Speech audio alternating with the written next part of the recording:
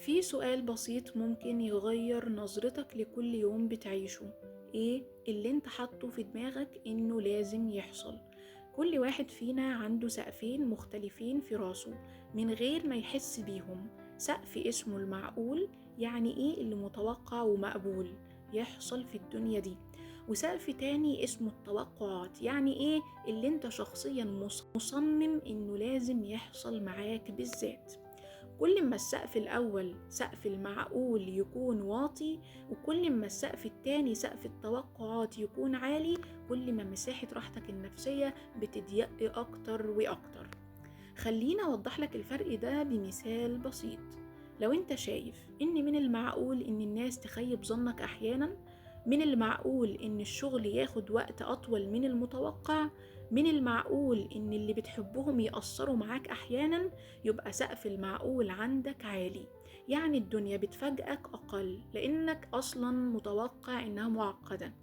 لكن لو انت شايف ان المفروض الناس ما تخيبنيش، المفروض كل حاجة تمشي زي ما انا خططت ليها، المفروض اللي بيحبني ما يأثرش معايا خالص، يبقى انت رفعت سقف التوقعات جدا وضيقت سقف المعقول. وهنا كل تفصيلة صغيرة هتحس انها كارثة، وكل موقف هيكسرك لان مفيش مساحة فاضية تستوعب فيها ان الدنيا مش دايما زي ما انت عايزها. طيب الأثر النفسي ايه؟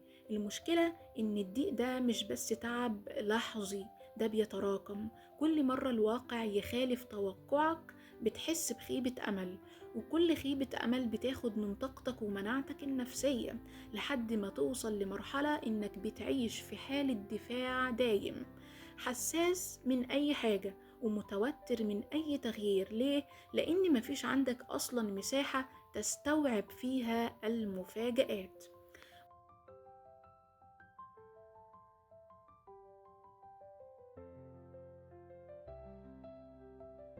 وعلى الجانب التاني اللي بيوسع سقف المعقول عنده وبيقلل توقعاته الجامدة، بيبقى عنده مرونة. مش معناها انه مستسلم او مش طموح، لأ، معناها انه واعي ان الحياة معقدة والناس ناقصة والظروف متغيرة، وهو مش هيحمل نفسه فوق طاقتها بتوقعات جامدة صعب تحقيقها. التطبيق العملي. طيب ازاي تطبق الكلام ده في حياتك اليومية؟ أول حاجة، راقب توقعاتك القاسية. كل مرة تحس بخيبة أمل اسأل نفسك، هل التوقع ده أصلا كان واقعي، ولا أنا اللي حطيت سقف عالي مش لازم يكون موجود؟ تاني حاجة، وسع تعريفك للمعقول.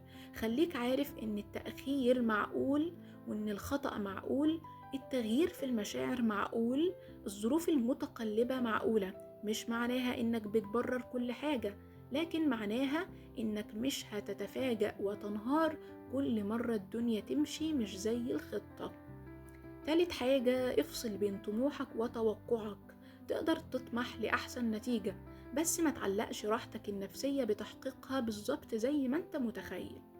وفي النهاية القصة كلها مش عن إنك تقلل من نفسك أو من أحلامك، القصة عن إنك تدي لنفسك مساحة تتنفس فيها.